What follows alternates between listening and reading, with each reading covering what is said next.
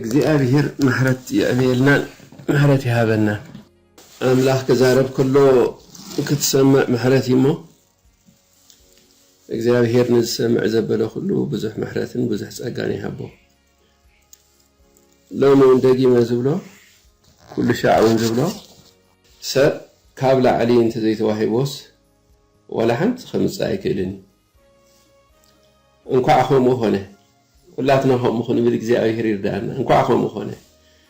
ካብ ላዕሊ ካብ ኣምላኽ እንተ ዘይኮይኑ ንዓና እውን ይትረፈና ሙሴሆም ኢልዎ እስኻ እንድሕር ዳ ምሳና ዘይትኸይድ ኮንካ ይትረፈና እንዲ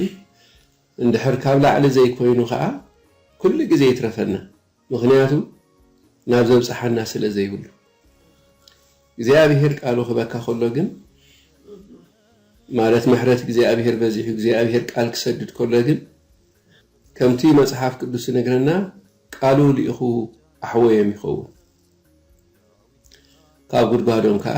እናገፎ ሎሚ በዚ እግዚአብሔር ዝህበና ቃል ካብ ዘለና ያወፂና ንኽብሪ እግዚአብሔር ዝነብሩ ሰባት ይግበረና ንኣምላኽ ዝጠቕሙ ኣቕሓ ንኣምላኽ ዝጠቕሙ ሰባት ንኣምላኽ ዝነብሩ ሰባት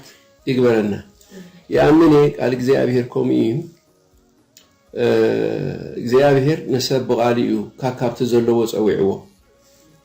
ከምቲ ኩሉ ግዜ ንሳኦል ንዳዊት እንዳበልና ንዛረቦ እግዚአብሔር ካብ ደድሕርተና ባጊዕ ፀዊዕካ ዝብሎ ወይ ድማ ኣብዒንትኻ ንእሽተይ ከለኻ ፀዊዕካ ዝብሎ ንዓና ድማ ኣብዒንትና ንእሽተይ ጥራይ ዘይኮነ መገዲ ጥፍኣት እንዳኸድና እግዚአብሔር ረኺብና ሰብ ካብ ናይ ጥፍኣት መንገዲ ናብ ናይ እግዚአብሔር መንገዲ ክመፅእ ዘኽኣሎ ናይ እግዚአብሔር ያው ቃሉ ሊኢኹ እግዚአብሔር ከምዚ ገይሩ ዝሕዊ ሕጂ እውን ንቃል እግዚአብሔር ዘለና ቫልዩ ክብረት ኣብ ህይወትና ብጣዕሚ ዓቢ ክኸውን ከድልየና እዩ ምክንያቱ እዚ ሕጂ ንዛረበሉ ዘለና ቃሉ ወይ ቃል ኢልና ንዛረበሉ ዘለና ፊደል ኣይኮነን ብዛዕባ ፊደል ኣይኮነን ንዛረብ ዘለና ፊደል ኢሉ መጽሓፍ ቅዱስ ይቀትል እዩ ብዛዕባ ዝቀትል ዘይኮነ ብዛዕባ ህይወት ዝህብ ቃል እግዚአብሔር ኢና ንዛረብ ዘለና ኣምላኽ እውን ቃሉ ኢሉ ይኽልና ናብ ምድሪ ጎይታ ኢየሱስ ቃል ነይሩ እቲ ቃል ስጋ ኮይኑ መፂልዎ ስለዚ ብመጀመርታ እዩ መጽሓፍ ቅዱስ ቃል ነይሩ እቲ ቃል ድማ ኣብ ኣምላኽ ነይሩ እቲ ቃል ከዓ ኣምላኽ እዩ ኣምላኽ ነበረ ስለ ዝብል እዚ በመጀመርታ ኣብ ኣምላኽ ነበረ ኩሉ ብኡ ኾነ ብዘይ ብኡ ዝኾነ ግን ወላ ሓደ ነገር የለን ካብቲ ዝኾነ ዘበለ ሁሉ ብዘይ ብኡ ዝኾነ ወላ ሓንቲ ነገር የለን ሕጂ እውን ካብቲ ዝኸውን ኣብዛ ዓለም እዚኣ ካብቲ ንሱ ተዛረቦ የውጣ ብጌጋ ዝሓልፍ የለን ንምንታይ ትልኩምኒ እግዚአብሔር ባዕሉ እንታይ ኢሉ ማለት ጎይታ ኢየሱስ ኣብ ምድርና ተመላለሰ ኢሉ ቃለይ ካብ ዝሓልፍ ሰማይን ምድርን ኩሉ ክሓልፍ ይቀልል ኢሉ ነገር ግን እግዚአብሔር ሲ እዚ ሕጂ ንዛረበሉ ዘለና ቃል ይበካዶ ፊደል ዘይኮነስ ቃል ሲ ይበካዶ እግዚአብሔር ቃል እንተ ደኣ ሂቡ እግዚአብሔር ቃል እንተ ደኣ ሰዲዱ ተወዲዩ በለ ኮነ ኣዘዘ ቆመ ተዛሪበ ክገብሮ ኣሚመኻ ፍጹመ ዝበለ እግዚአብሔር እዩ ኣነ እግዚአብሔር ዝብል እግዚአብሔር ነዚ ኣነ እግዚአብሔር ስመይ ከዓ እዚኣ ክብረተይ ንኻልእ ንጹሩ ምስልታት ኣይህብን እየ ኣምላኽ ከም ቃሉ እዩ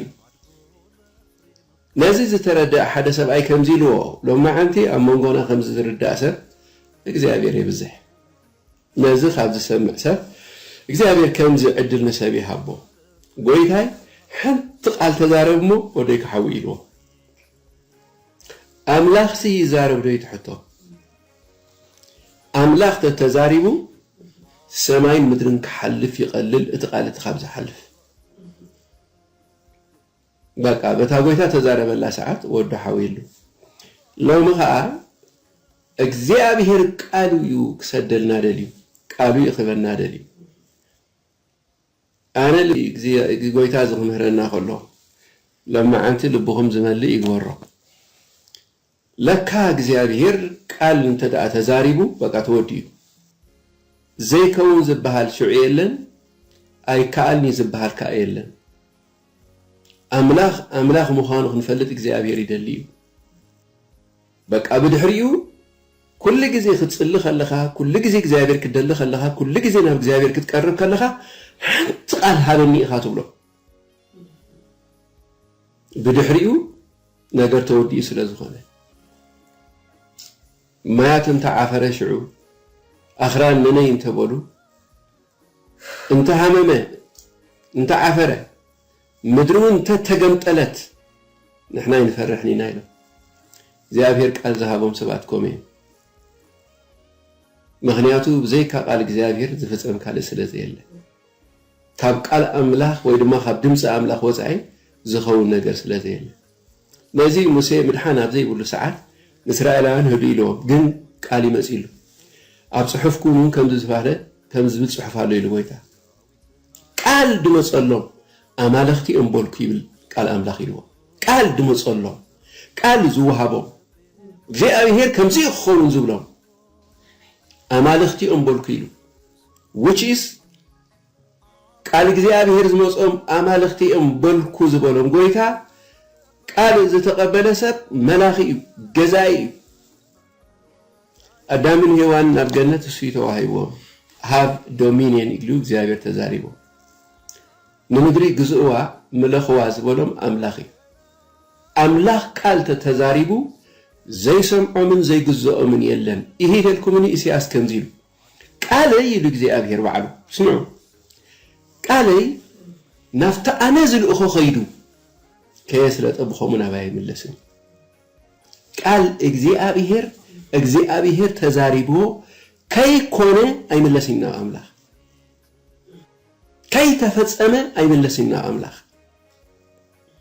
ነዚህና ለማዓንቲ በዛዕባ ፊደል ለይኮነ በዛዕባ ቃል እግዚአብሔር እትኻብ መጀመርታ ዝነበረ ንዛረብ ዘለና እዚ ካብ መጀመርታ ኣብ አምላኽ ነበረ አምላኽ ነዚ ቃል ዝክህበካ which is ናይ ዘለዓለም ምኽሩ ክህበካ ካብዚ ዝዓቢ ወላ ሓንቲ የለን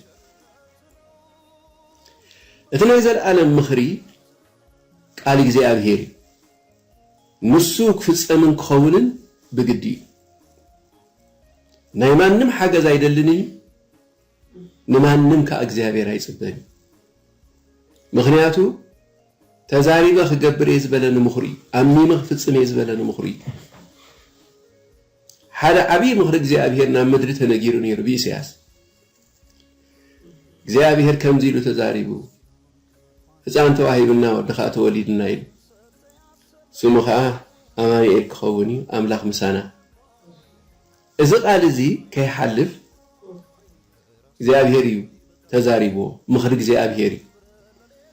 حساب እግዚአብሔር ዘረባ እግዚአብሔር ስለዚህ እግዚአብሔር ከምተዛረቦ ጎይታ ኢየሱስ ክርስቶስ ዝመጸሉ ሰዓት አኺሉ ክመጽእ ከሎ ስፍራ ቆተሳኢኑ ከሎሲ ይገርመኩም ቃሉ ክፍጽም ስለዝመጸስ ቅጹም ረዲኡ ይብል መጽሐፍ ቅዱስ ዳህሪው ሁሉ ተፈኸምት ተፈልጦ ና ኢየሱስ ታሪኽ ብዙሕ እዩ እቲ ከምዚ ዝተባህለ መታ ክፍጸም ናብ ግብጽ ወሪድ ይብል ካብ ግብጽ ጸዋዕኹ ክፍጸም መታ ናብ ዝመጽ ይብል ናዝራዊ መታ ግብሃል ናዝሬት ኣት ይብል ኩሉ እቲ ፕሮሰስ ኣብ ቃል ዝተጻሕፈ ዳስዋይ ጎይታ ኢየሱስ ክርስቶስ ካ ከምዚ ኢልና ኣብ ጥቕሉል መጽሐፍ ብዛዕባ ይተጻሕፈሎ ይብል ንዑ ይፍጽም ነይሩ እግዚአብሔር ቃሉ ዝፍጽም ዓቢ አምላኽ እዩ እቲ ቃሉ ዝፍጽም ድማ ዓቢ ለመጽሐፍ ቅዱስ አምላኽ ቃሉ ክፍጽም አምላኽ ቃሉ ክፍጽመልናይ ድንግል ክጠንስ ያተባሂሉ መቸም ይለኩም ቃል ድመጸሎም አማለኽቲ እንበልኩ ከምዝብል መጽሐፍ ቅዱስ ይለኩም እዚ ቃል እዚ impossible ምዃኑ ማርያም ትፈልጥ ያ ዘይከኣል ምዃኑ ትፈልጥ ያ ግን አቀዲሙ ድንግል ክጠንስ ያ ተጻሒፉሎ ሰብአይ ከይፈለጠት ከመጌራ ትጠንስ ያ ሓቂዩ ኣይከኣልኒ ዘይከኣል ተኾይኑ ይከኣል مس أملاخ زي كأل بهالكور يلن دنقلت أنيسا ترخيبة كم زربا خايخون الليلات أنا خالهم مع أنت كم زربوا يخون لكم الله حنت قال كتصب زل كان هيوت كان زي حنت قال تراي تزارب بويتا كم يوصل زخون كم تا تزاربا سلت فتصل كم تا أملاخ زبلا سلت خون سلازي ماريان impossible زخون نجار أيقونن كم يجري خخون يسوي أي كيف نتقص كم يخخون دين صحف علىهم زبل كنجركم أبزد حراي زمان إجزاء بهير رسحات ويسعد أرزي بالله بيت كالعلم صحفي نقالوا كجبرو قليلي من إذا تجبر زولجن يقولون مهنياتو تزاريبو زجبر أميموس في سمكة عبا أملاخ بينوس لزخانه أملاخ قالوا زق أمت أبو ملؤ زفت سملو زمن إنازل لنا رأي مريم زخت بدي دليا كم زربا خايفون كم تيس خاتو بلوزلخا يخون مخنياتو بزي فلتات بمزرابو دمان مخروز أسألمتو سلازيله أملاخ تراي مخرو كم زهابكا كتفلت إدلي دمصو خمز لا أخلكا كتفلت إدلي እግዚአብሔር ኢርሚያስ ከምዚልዎ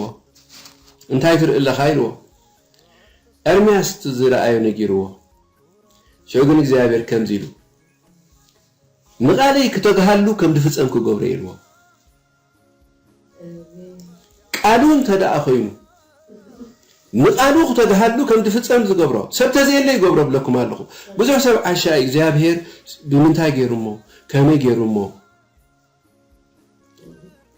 هذا بسرعة كنقرأكم ولا حدا خير اللي يأخذ لفتيروه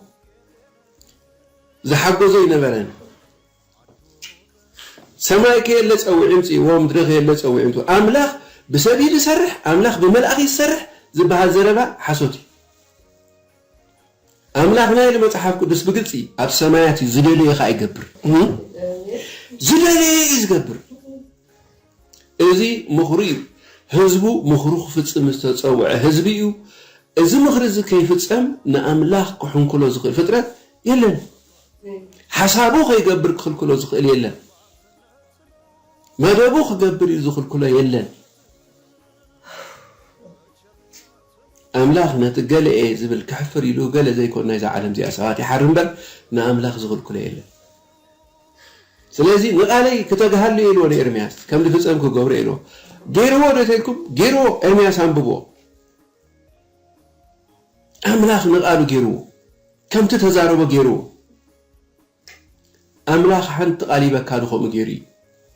أجزاء بهر قال ذهبوا حزب سلازخنا كان حقوسي قبعنا نزي مسين تايلو أتفرحي له المركبة من عند يلوم كومي يتمن قدم برا يتفرحوا إيه أب impossible after زي يكال له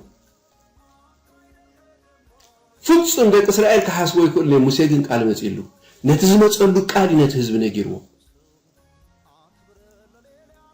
قويتها نزم خريك بالاشي لسيطان سي بقال ما قدي منهم كجبر هيكلني حقي مخروج تسكم سبات قالوا تسكم سبات انتي يقولون سيطان ايدي هبو تنبركي خينا بر امين حقي نزيو لابراهام تسفى እግዚአብሔር كبو خلو نتتسفى خون كل كندي زي سيطان فتينو እግዚአብሔር مسيشو ابراهام انا تخل زخل املاخ كويلو ابزي كال مسل እግዚአብሔር مسيو دخام ابراهام زي قديش املاخ يمسغن سنفنا ابراهام زي قديش املاخ يمسغن እሱ ዝብዘሎ انا ابراهام ደገለ ንቃለይ ከተጋሃሉ ከም ድፍጸም ተአخ ገብረይ أملاخ نززاربو علي قوري نزي يب بزي مخرو نمخرو زسقل متى ولا حد يلي بزي فلتات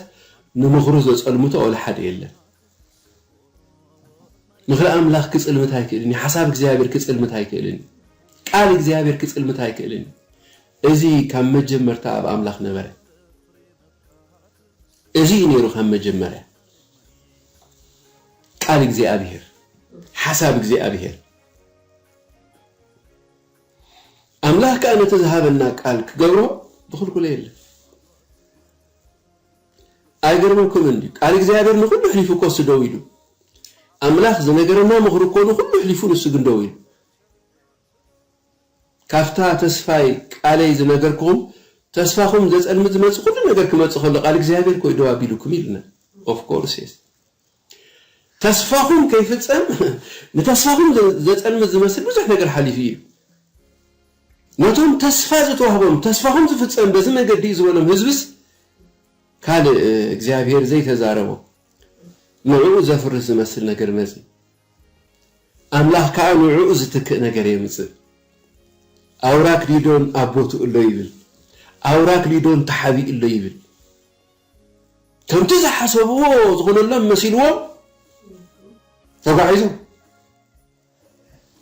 إلكم كويلون كم مجمرة أملاقي نجيرون كويلون كي تبقسنا خلنا كل سب كي تبقسوا خلنا حسب زلوزي أملاق تزاري بخي كون أملاق قادم تداوتي نسيت فسا علينا بتاع نزل بخو خيرو كي سلت أبخو منا باي من لسين زناب قا خاب سماي مسين مدري خيط لا زر نزر مذبح أنت قلا بخي هذا كم زي من لسكم مخ عليسي نفتح نزل بخو خيرو كي سلت أي من لسين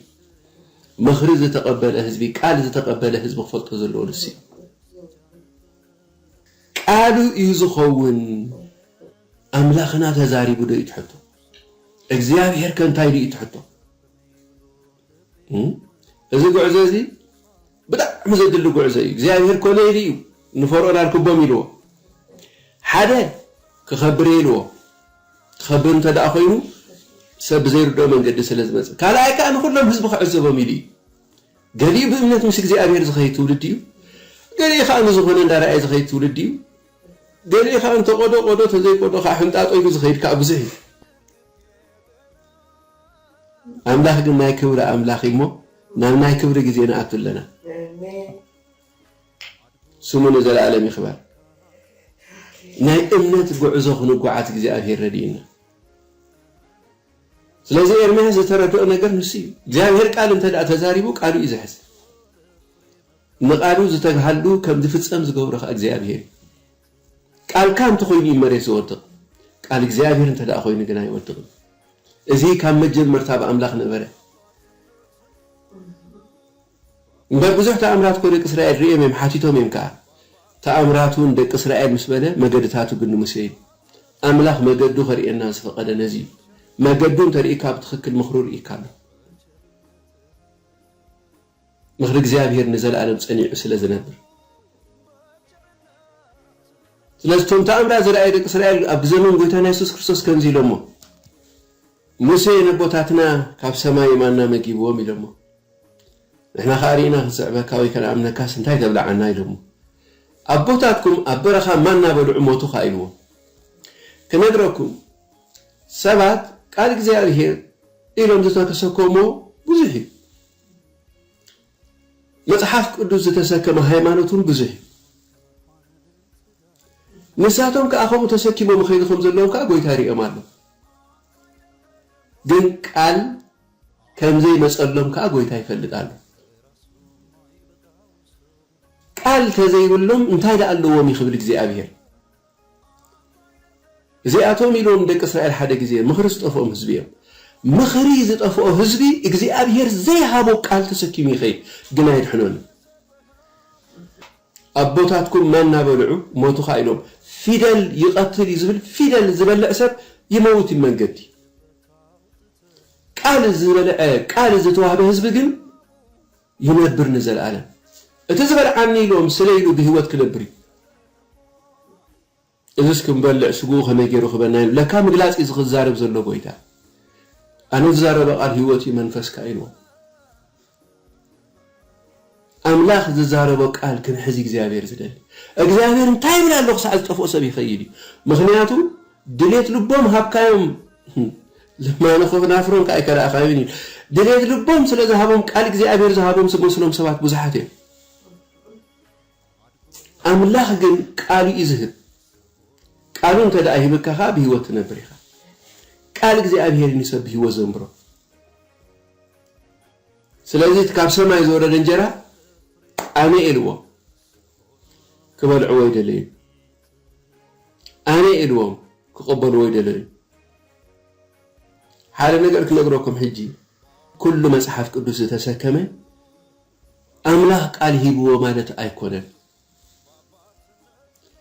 فيدل سلازم بلعكا هيوت بلع مالت أيكونن نازيتي بفيدلات صقوب زنبرة بأولوس بتمرتاتنا أملاكون ملؤ زنبرة بأولوس أفي مسكفتكوس قالكو وهابني تسألي ليلو قالكو وهابني تسألي لي نمتى يمسلكم أملاك لغاكا خلو قال هيدي زلغاكا اتزن نغرك قال كساغركاي اتزن نغرك قال كوصاكاي اتنغرك نغرك قال كبصحكاي مهناتو قالو خيتفصمه اي عرفني كوم ديلاتا انا امنروت السبعه يتزحلنو يغبر يعرفني يلوا إلاتا انا ها እግዚአብሔር انت تزاربو خغبرو اي عرفني نغركم الله اعرفني خغبرو يطراكم اندي كون ينغويتا انتاي كده يغبر كولي تاي كده يغبر اني يغبر نسو لابلنا هنزمرينا تاي كده يغبر نسو እዞም በምድሪኦም ዘለኹም ግብፃን ንዘላለም አይትሪኦም ይኹም ኢሎም በቃ አምላክ ከም ቃል እዩ እግዚአብሔር ቃሉ ፈጽሚ ስለዚህ ተስፋኹም ዘጸልም ዝመስል ብዙሕ ነገር ተሐልፈ ነገር አለ እጂ ግን የለን ክብሩ ስም ይሁን እግዚአብሔር ዓቢ አምላክና ይመጽእ ሶካ ይብልን أملاخنا نتزاور أبو قال كجبريل يمسي زل حجي نتتزوجوا زول اللي جزء بقالي يمسينا قالي تشكيمنا قالي يبرتعنا قالي يدوابيلنا قالي يخون ساجر غيرنا قالي نوعاوت ابصحنا نتزاري وزغبر امي مسفصم بينو እግዚአብሔር ጥራይ እዩ ስለዚህ ነዚህ ቃል እዚ ኢና ሁሉ ጊዜ እግዚአብሔር ከታይብል ክንብሉ ዘለና እግዚአብሔር ከታይብል ምኽሩን ታዩ ሐሳቡን ታዩ እሱ ይመራህና ስለተዛሪቡ ዝገብር አሚሙስ ፍጽም እግዚአብሔር ሐዋርያት ከበገሱ ከለው ምስጎይታና ኢየሱስ ክርስቶስ ከለው ከምዚሉ ተዛሪቦ ቃል መጸለም አማልክት የሚለኩ እግዚአብሔር ኪዱ በስም አቦን ወድን መንፈስ ቅዱስን እንዳሰበኩም እናጥመኩም ደቅ መዛሙርት ይግቡ ናብ ኩሉ ዓለም ኪዲዶም ዝገርመኩም ቃል ተዳአመዚ እዚ ቃል እዚ ኣብ ምድሪ ፍጸም ናይ ግድኒ ወንጌል ኣብ 12 ገዲፍዎ እሞ ወላሶም እንተዛአብየ ዝብለኩም እቲ ቃልቲ ህያዊ አሎ ወላ ሁሉ ማይን ኸይድና ተዝብሎ እቲ ተዛረበ ቃል ግን ህያዊ ወለደት ፊዩ ወለደምጽዩ ናይ ሙሴ ወለደት ፊዩ ኢያሱም ጽዩ ወለደ ኢያሱም ጽይ ግን ቃሉ እግዚአብሔር ተጊህልን ገርወን ቃል የውጽዶ እግዚአብሔርን በር ቃል ይፍጽም እግዚአብሔር አምላክ ከም ተዛረበው አምላክ መخሩዝ ፍጽም አምላክ ሐሳቡ ዝፍጽም አምላክ ቃል ዘይተነግሮም ሐሳብ ዘይተነግሮም ሰባትኳ ደሆን እግዚአብሔር ይገብር ይሆን ይሎም ይንቀሳቀሱ አብርሃም ግን ቃል ይይዙ ስለዚህ ሁሉ ሰብ በእምነት ቃል እግዚአብሔር ሒዙ ናይ ዓወት ሰብ ክኸውን ዘሎ ኩሉ ግዜ ኣብ ዓወት ዝነብር ሰብ ክኸውን ዘሎ ተስፍኡ ዘይድርቢ ሐሳብ ዲያብሎስ ዘይቅበል ግብዝና ዘይቅበል ተተናኺሉ ግብዝና እትይሉ ነይሩን ባርናባስ ሰይጣን ጳውሎስ ግን አመትከሉ ደው ይሉ በግብዝና ሐዋርያ ተለኪም ይሉ በእምነት ዘው ደውዝ ብሉ ሰባት ግን እግዚአብሔር ክሪይደል ሁሉ ጊዜ ጉዕዘና ናይ እምነት ጉዕዘይ እምነት ዝገብሮ ክሳብት ዝሃበና ተስፋ ፍጻሜ ዝለብስ እዩ ነቲ ዝነገረካ ቃል ናብ ፍጻሜ ተልብሶ እግዚአብሔር ከም ቃል እዩ ስለዝበልካ ጥራይ እግዚአብሔር ከም ተዛረበ እዩ ስለትብል ጥራይ አግባዝ ይዶኽሚ የማባጽሁን ይሕለሉ ተም እግዚአብሔር ጽበይና ሓይሎም ይሕደስ ከም ንስሪ በኽናፍዮም ዝድይሩ ይሉ ይኸዱ አይደኽሙን ይጎዩ ይሕለሉ ንምንታይ እግዚአብሔር አይሕሱን ይዝብል ቃል አለው አምላክ ከም ቃሉ ይዝብል አለው ናፍቱ ዝልእኾ ኸይዱ ከይስለጠይ መለስኒ ስለዝቡ አይገርመኩም እግዚአብሔር ቃሉን ተሰከሙ ሰባት ይዝጥንቀቀሎ ንምንታይ ቃሉ ከብዝ ሓልፍ ሰማይን ምድርን ከሐልፍ ይቀሎ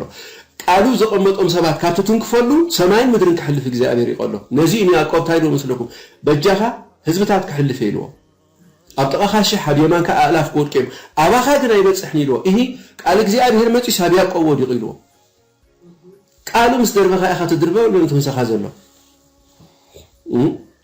ቃሉን ተደርቢኻ ኢኻ ትድርበ ቃሉ ዘለዎም ሰባት ግን ከም ንስሪ ይኸዱ ኣይደኽሙን ይጎዩ ኣይሕለሉን እንታይ እታ ተፈጥሮኦም ትብል ቃል እግዚአብሔር ይኸሙ ዝገብር ዓቐመይ ከንቀደማ እያ ዘላ ኢልዎ ከም ተወዲ 4 ከለኹ ሕጂ ወዲ 85 ከዓ ከማ ኢለ ዘለኹ ኢልዎ ከምቲ እግዚአብሔር ሙሴ ባርያ እግዚአብሔር ከዛረበ ከሎ ከምኡ ከማ እያ ዘለኹ ኢሉ እቲ ቃል እዩ ዘይተቐየረ እቲ ቃል እዩ ካብ ሂወቱ ዘይወፀ ሰይጣን እኮ ንብዙሓት ይሽርሽሮም እምነቶም ይሽርሽረሎም እኮ እዩ ምክንያቱ እምነቶም ተሸርሽርዋ ማለት ነቲ ዝኣመንዎ ቃል ተደኣ ሸርሽርዎ ተስፎኦም ተደኣ ወሲድዎ ጥርሖም ከም ዘለዉ ስለ ዝፈልጥ እዩ ቃል እግዚአብሔር ሓዞ እግዚአብሔር ከዓ ክሕዘካ እዩ ኣምላኽ ከም ቃል እዩ ምድሪ እንተተናወፀት ንሕና ይንፈርሕ ኢና ኢሎም ምድሪ እንተተገንጠለት ንሕና ይንፈርሕ ኢና ምክንያቱ እግዚአብሔር ቃሉ ክፍፅም እዩ እቲ ንቃሉ ዝፍፅም ኣምላኽ ከዓ ዓብይ እዩ ኣምላኽ ከም ቃል እዩ ቃል እዩ ዘምረና ዘሎ ቃል እዩ ዝሕልወና ዘሎ ቃል እዩ ዘጉየና ዘሎ ቃል እዩ ተስፋ እግዚአብሔር ዝፍፅመልና ዘሎ ኣምላኽ ኣብ ቃሉ ደው ትብሉ ሰባት ካብቶም ዝንእዶም ይግበርኩም ምክንያቱ እቲ ኣምላኽ ዝንእዶ ንሱ ብርግፅ ተፈቲኑን ይወፅእ ሰብ ዝንእዶ ይኮነን ዝናኣድ ኢሉ ጳውሎስ ኣምላኽ ዝንእዶ እዩ ተፈቲኑ ዝወፅእ ንኣብርሃም ኣምላኽ ይንኢድዎ መወዳእቱ ናይ እምነት ሰብ ኢልዎ ኣማን እምበር ዘይኣማኒ ኣይትኹን ኣማኒ ኣብቲ ዘይከኣል ዘይከውን ዝባል ዕሽነት ተኾነ ኣሚን ካዶ ምባል ንቓልካ ሒዘዮ ጊዜ ተተመተ ፀላኢ ከባጩ ዋላ ተፈተነ የመስግን ኣለኹ ተመስገን ከይኮነ ተመስገን ከይኮነ ተመስገን ከይኮነ ተመስገን ከይኮነ ክብሪ እበካ ኢሉ ዘማሪ ከምዚኦም ሰባት እግዚአብሔር ክርኢ ዝደሊ ነይሩ ኣምላኸይ ከም ተተዛረበኒ ከምኡ ከም ዝገብሩ ይኣምነ እዩ ንጉስ እኮ ሰንቢዱ ኣታ ዳንኤል ዘመናብስ ይብልዑ ኻን ኢልዎ ዋ ዘይባልዑ ኣይባልዑን እኮ እስከ ንፈትኖም ኢሎም ቃል ዘይብሎም ሰባት እትምሎም ደና ከኣቱ ከሎ መታቲሮሞ ከይትብላዕ እንተ ደሊኻ ቃል እግዚአብሔር ሓዞ እግዚአብሔር ከም ቃል እዩ ናፍታ ኣነ ዝልእኾ ከይዱ ከየስለጠ ስለ ዘይምለስ ምኽሩ ክፅልምት ኣይክእልን እዩ ሓሳቡ ክፅልምት ኣይክእልን እዩ ብዘይ ፍልጠት ብምዝራቡ ንምኽሪ መን የፅልምቶም ሰማይን ምድርን ክሓልፍ ይቐልል ኢሉ እግዚአብሔር ስለዚ እዚ ምኽረ ኢልና እዚ ሓሳበይ ነዚ ዘይፀልመተ እዩ ብርታዕ ሰብ ኣይኮነን መንፋዕ ሰብ ኣይኮነን ተዛሪቡ ዝገብር ኣምላኽ ስለ ዘሎ ጥራይ ኣሚኑ ዝፍፅም ጎይታ ስለ ዘሎ ጥራይ እግዚአብሔር ህያው ስለ ዝኾነ ጥራይ ቃሉ ከዓ ህያው በመጀመርታ ቃል ነይሩ ተቃላ ኣምላኽ ነይሩ ተቃል ከዓ ኣምላኽ ነይሩ እዚ ካብ መጀመርታ ኣምላኽ ነይሩ ኩሉ ብኡ ኮይኑ ብዘይብኡ ዝኾነ ግን የለን ስለዚ እግዚአብሔር ቃሉ ገይሩ እዩ ዝመርሓካ ቃሉ ገይሩ ከዓ ፍጻሜ ዘብፅሓካ ኣብ ፍጻሜ ከዓ በፂሕና ተመስገን እስክበሉ ኣብ ፍጻሜ ዘብፅሓና እግዚአብሔር ስለዚ ዘይተፈፀመ ዝበሃል ተስፋ የለን ተወዲኡ ፊኒሽ كما يقولون ما نعبيهم إذا تريهم زلهم نحواريهم اللي تريهم يلهم واه نسكريهم يلهم كذيبهم من عندهم يلهم إجزاء هم قاعد بخاء أمينهم بخاء أمينكم ينجز خون نقدر زي فلت سمعته كوي جاء بهر معسمة زي فلت سبكم معاتي كان مخروز حل في اللن يوت أزقير مخروط رأي في السمحج كل خطايا كندوينا بقى مسؤول السامع عدلني نقالق تجهلق في السماء خا كما يجيرو موزي أنا بزجز زيت نقرأ حسب مري كونيري خا أملاخ أركبوا ميلو እግዚአብሔር ዝገብረልኩም ምድሓን ራእይ ለሰብኣይ ነው እግዚአብሔር ዝገብረልኩም ምድሓን ራእይ እኹ ኣምላኽና ከም ቃል እዩ ንኹላ ጠዋዊ ምኽሪ ይፍጽም እግዚአብሔር ዝበለ ዝገብር ኣምላኽ ኣምላኽና ይመጽእ ዝደለየ ይገብር ዝደለየ ዝገብር ንሱ ጥራይ ጽባሕ በሰዓት ዝስ ኢሎ ቃል እኮ ይተቀቢሉ ካብ እግዚአብሔር ከምዝስ ከምዝ ክሽየጥ ኢሎ ዋይ አንተ ሰቅበል እግዚአብሔር መሳኹቱ ሰማይ እኳ ተዝኸፍት ማለሲ ታሎ እዩ በይናይ መገዲ ሞይሎሞ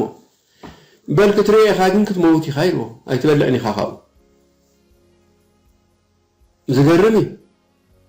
ኣምላኸይ ከምቲ ተዛረበኒ ከምኡ ዝገብረ ኣምነ ዝበለ ጳውሎስ ከምኡ ኮይኑ እግዚአብሔር ንመጀመሪያ ጊዜ ሰራዊት ሰማይ ካብ ሰማይ ሰዲድ ሽዑ ኣፍራስን ወአታ ካብ ግብፅን ካብ ገለን ሰራዊት ኣኻኺቢ መጸናሎ ኢሎም ብራኩ ዘለዓለ የለም ኩሉ ሃዲሙ ኣምላኽ ከምቲ ዝበለኹም ተሸይጡ ከምቲ ዝበለኹ ሕጅኹም ክሸየጥ ኣምላኸይ በሉ ከምቲ ተዛረበኒ ከምኡ ዝገብሮ ይኣምን ኣምላኽ ከምዚኦም ዝበሉ ናይ እምነት ሰባት ክርኢ ይደሊ ዝበሩ ሰባት ከምኡ ሰባት የምጽእ ኣለኹ ተራእዮም ዘይፈልጡ أو عين سد يفلوت يميلو يا هيس كانوا أميزي እግዚአብሔር ዘደንቕ ኣምላኽ ቃሉ ከምዘ ለኣኸ ሰምዕ ሰብ እንተልዩ እንታይ ብል ከምዘሎ እግዚአብሔር ክርዶ ይኽእል እንታይ ይሰዲዱ ዝፈልጥ ሰብ ኣቦታትኩም ማና በሊዕም ሞይቶም ኢልዎ ናይ ህይወት እንጀራ ኣነኤ ህይወት ዝኾነ ቃል ይዛረበና ዘሎ ህይወት ዝለበሰ ኢየሱስ ወደ አምላኽ ተዛሪቡ ዝገብር አሚሙ ኻዝ ፍጽም ጎይታ ክንደይ ዓብ ተስፋይ ዘለና ክንደይ ዝሕጉስ ከምቲ ሙሴ ዝበሎም ይበቃ እግዚአብሔር ዝገብረልኩም ምድሓን ጥራሲልኩም ራእይልዎ እሞ ደሞ ጌጋ እንታይ ኢልዎም ነይሩ እግዚአብሔር ዝገብረልኩም ምድሓን ራእይ ሶምካ እሞ መጽዮም ታሪክ ዝቕይር እግዚአብሔር ናተይ አምላኽ ኢልኩም ወድዎ ይኹ ታሪክ ዝቕይር እግዚአብሔር ይዘለና ዝደለየ ዝገብር አምላኽ ይዘለና ከምዝም ድሞ ኮይኑ ንኢሉ ዘይጽገም እግዚአብሔር ጥራይ ኩሉ ካልእ ምስ ተጸገመ ኩሉ ይጽገም ምክንያቱ ነገር ተጠጠውያ ንዓት ዕርያ ግዜ የድልየካ እዩ እግዚአብሔር ተኾይንኸ ሓንቲ ቃል ጥራይ ተዛረብ كما يجروا أي بحالني እግዚአብሔር ዝበሎ ክገብር እግዚአብሔር ቃሉ ፍጽም ስለዚህ ማህዋራት ነታቃል ሒዘው ማኸይዶም ናብ ሰላም ድሪሎ ምድሪ ተበጽሐኮ 12 ተጠፉ ዝኽሉ ይመስሉ አይጠፍኒ ወንጌል ተዘክሮ ይኹን ጳውሎስ ንአይሁድ ክነግሮም ጀሚሩ ድሓር ግን ትነግሮ ቃል ዘትዩ ብርሃን አሕዛብ ጌረካ ኢልኒ ሞይልዎ ስለዚህ ዝባና ንዓኻትኩም ገጽና ናብ አሕዛብ ንመልሳለና ከመይ ጌርካ ሕጂ ትወርሶም ቃል እኮ ይነግርዎ ናይ አሕዛብ ሲ ብርሃን ኢኻ ኢልኒ ኢልዎ ንሕና ኸዚ አንፈልጥ ንገጽ ኩላ ምድሪ ወንጌል ክነብጽሓላ ኢና ኣምላኽና ዝበሎ ክገብር እዩ እግዚአብሔር ተዛሪብ እዩ ክፍጽም ካይ ንምኽሩ ብዘይ ፍልጠት ብምዝራቡ ዘጸልሙተ የለን ኩሉ ክቕይሮ እዩ ወይ ካዶ ትብል ዓለም ወኸሚ ኣቢዱ እኮ ይኹሉ ስለኻይሉ እግዚአብሔር ህዝብታት የነቓና ጥራይ ኣብ መሐለዊ ኢኻ ኢኻ ዶ ክትብል ዘለካ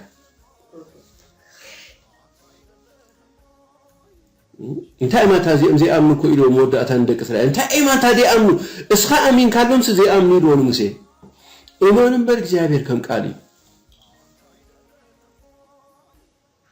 ኣምላኽና ከምቲ ተዛረበና ከምኡ ዝገብሮ ክንኣምን ኣለና ስለዚ ብርሃን ኣሕዛብ ጌረካ ተይሎ ኩሎም ኣሕዛብ ከምቲ ወርሶም ፈልጥ ነይሩ ወሪስዎም ከዓ ካልኣይ ዝሕግዘን ዶ ሳልሳይ ዶ ዘይብሉ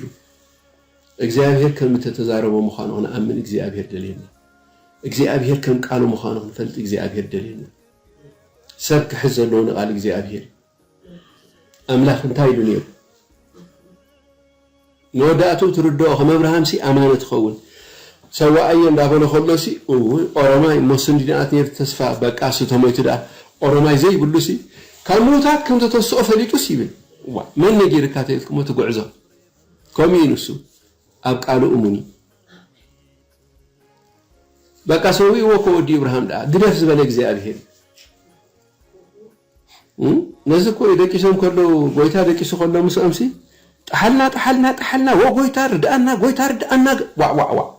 ጫው ኢሎም ምስኦም ከሎ አታ ክንድፍር አድርት ኾን እምነት የብልኩም ይሉ ዋላ ሚሽተይ አትሊስት ምሳና ደቂሱሎ ኳይትብሉ ወይ ድማ ደት ንቕንቕኒ ደት ጽልዩ እንበር ነቲ አማን ሰብኣይ ንኢድዎ ይጎይታ ከምዚ ዝበለ እምነት አና ኣብ እስራኤል አይራኹ ይሉ እንዝናትካ አይራኹ ሓንቲ ቃል مساي تزي كيدو غزانا تزي اتي تزي صليلو زبل ملي كوي حانت قال تزارب منبر كم خون يلو كم ذا عينت امنت غنا يراخون يلو املاح نقالو ان امن سبات يغبرنا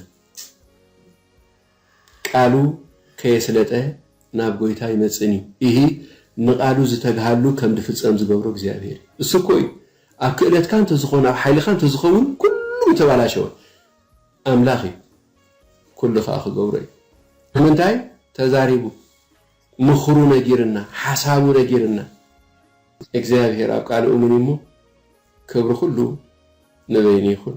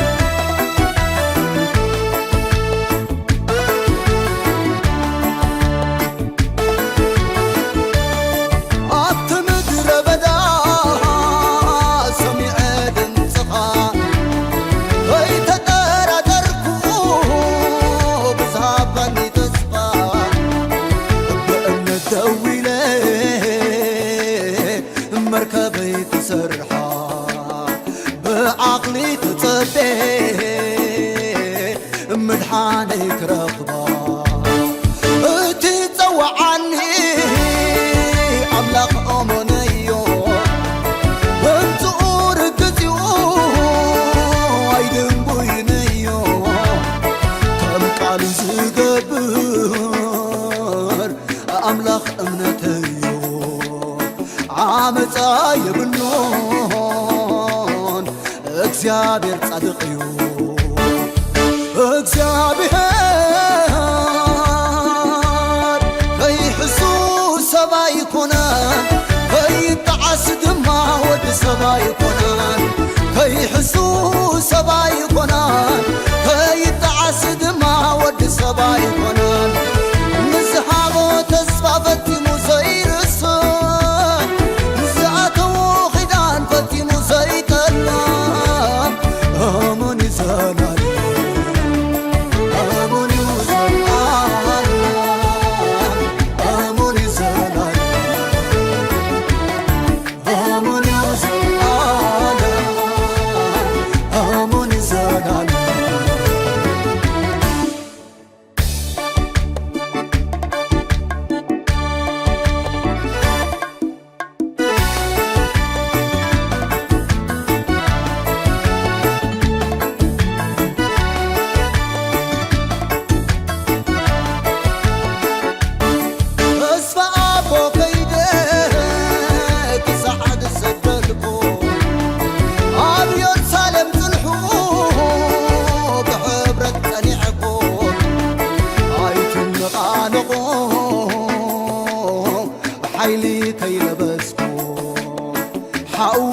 منفس قدوس كسعزت مقفو سبلك يقال كان نهض تفسمو عبد بابايات وانجل تبسيرو وكسع وسن مدري مدحانه زكوينو منفس قدس مديو نسم كأخبيرو እግዚአብሔር እስፍኡ እሙንዩ ማሕላዕ ዘለዓለም ኣይንወጥን እዩ ተስፍኡ እሙንዩ ማሕላዕ ዘለዓለም ኣይንወጥን እዩ ንዝሃቦ ተስፋ ፈቲሙ ዘይርስዕ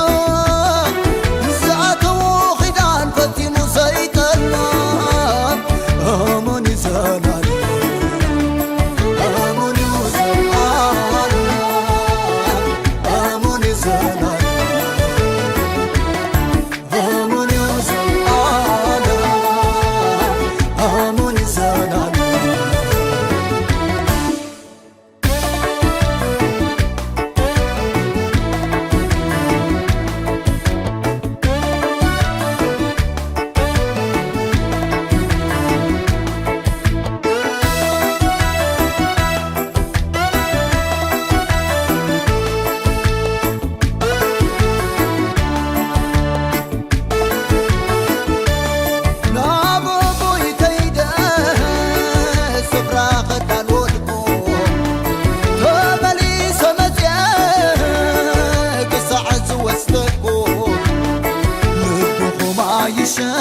يشبر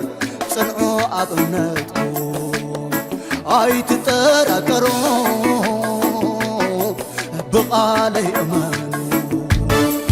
زبل كان غالكا وترونا ذكركم أب حلوية